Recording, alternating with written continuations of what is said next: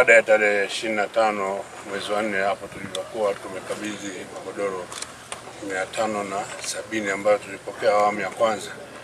Baada ya kutoa taarifa, basi walijitokeza wasamaria wema wawili na wote, na amount iliyobaki ya 430 ndio wakawa wamelipia kiwandani, na jana tulipokea huo mzigo. Kwa hiyo mbele yako hapo kama unavyoona tuna magodoro 430 na kujumlisha yale 570 imefikia magodoro 1000 ambavyo alikuwa ametuomba mwanzoni, na mzigo wa leo ina thamani ya milioni 20,213,106. Tukijumlisha na yale ya mwanzoni, jumla inafika thamani ya milioni 47, ambayo 100% imetolewa na Waislamu wa madhehebu ya Shia Ithna Ashari, ambao viongozi wakuu kwa upande wa kanda ya Ziwa pia tuko nao hapo.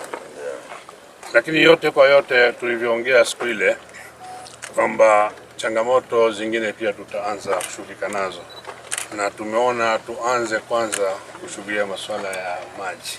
Tunatarajia kuchimba kisima kirefu, na kwa vile inakuwa na process, kwa hiyo hatua ya kwanza itakuwa ya kufanya utafiti, yani survey, tuangalie ni wapi maji hayo yanaweza kupatikana, tuweze kuchimba kisima kirefu ambayo itatosheleza mahitaji ya hapo.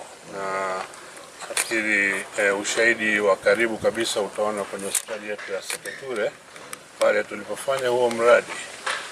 Maji yale yanatoka kisimani yanatosheleza mahitaji ya pale, lakini pia hospitali inaokoa takriban milioni 19 kwa mwezi, ambayo sasa zile pesa zitakuwa zinatumika kwenye shughuli ambazo ni za maana zaidi kwa ajili ya kuendesha huduma kama hii.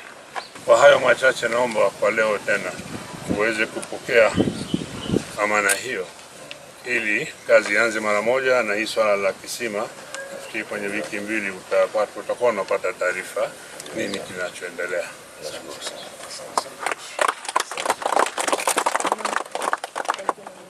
Kukutumia wewe Mzee Megdi bila kujijua, uwe wewe ni msimamizi, ni malaika wa pekee. Sasa ulituletea godoro zile za kwanza, leo tumekamilisha na imeisha, na bado umesema kuna swala la maji ndani ya wiki mbili. Mimi ninaona kabisa utapata maombi mengi, lakini kumbuka Mungu ametaka ukae hapa kwanza. Yaani umalize hapa. Hii ukigusa hapa umegusa umma mkubwa wa jamii kwenye gereza hili hapa. Alafu matatizo ya hapa bado ni mengi. Kwa hiyo kwa taratibu godoro imetoka, inshallah tunakwenda kwenye maji, inshallah kuna maeneo mengine Mungu atatusaidia. Na hawa wanaotoa kupitia desk and chair, Mungu anazidi kuwabariki. Kwa kadiri Mungu anavyozidi kuwabariki, na ninyi pia ukarimu wa kutoa pia unazidi kuongani tu. Achana na ile mambo labda umetoka peponi sadaka tujalia na nini, hapa duniani inshallah Mwenyezi Mungu anakutembelea. Lakini pia niwapongeze, mlitoa vitabu vya kuwasaidia watu kukuza imani. Ukiingia kunapata vitabu vitakatifu mligawa, na mimi mlinigaia. Nimeshamaliza sura Al-Fatiha. Ile shaimaliza. Na kuna sura 114. Sasa hivi niko sura Al-Baqara. Naendelea, niko aya chache nazidi kuendelea. Inshallah kabla mwisho wa mwaka nitakuwa nimemaliza kile kitabu. Na nikipata maeneo naweka alama. Yale maeneo makubwa kabisa, sauti nzito ya Mwenyezi Mungu inazungumza, mimi naweka alama, afu baadaye nafanya rejea. Kwa hiyo na mimi mmenisaidia pia. Kwa hiyo niwashukuru kwa ukarimu huu. Sina mengine, lakini nitoe wito kwa Watanzania popote pale. Mungu anapokufanyikisha, kama ni mfanya biashara, uwe binafsi, uwe ni kampuni, tujifunze kutoa. Tembelea wagonjwa, wanatoa, tembelea wafungwa, lakini pia hata kusoma misahafu, hata Biblia. Kuna mahali Yesu anasema, njoo wewe katika ufalme wa mbinguni, kwa sababu nilikuwa uchi ukanivalisha, nilikuwa mgonjwa ukaja kunitembelea, nilikuwa mfungwa ukaja kunitembelea. Ndipo wale ambao walipewa maneno hayo watamwambia, Bwana, ni lini wewe ulikuwa gerezani tukaja kukutembelea? Ni lini ulikuwa uchi tukakuvisha? Ni lini ulikuwa na njaa tukakulisha? Maandiko yanatuambia, kwa kadiri mlivyomtendea mmoja wapo hao watu wadogo, ndivyo mlivyonitendea mimi. Kwa hiyo sifa ya Mwenyezi Mungu, sura ya Mwenyezi Mungu imejificha kwenye mtu mnyonge, mdhaifu na muhitaji.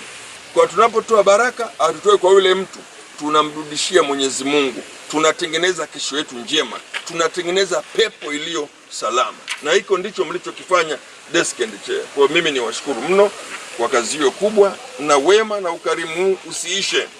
Mkiamka asubuhi, mwambieni Mwenyezi Mungu, tukurudishie mema yapi tena kwa uliotupa. Umetupatia pumzi, umetubarikia biashara, watoto wamekua, watoto wamesoma, biashara zimekwenda, faida imepatikana.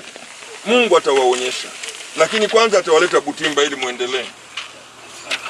Mwanza hamtatoka Mwanza kwa siku za karibuni, kwa jinsi inavyoona, na mara nyingi Mwenyezi Mungu akituma wokovu paka umalizike eneo hilo hilo.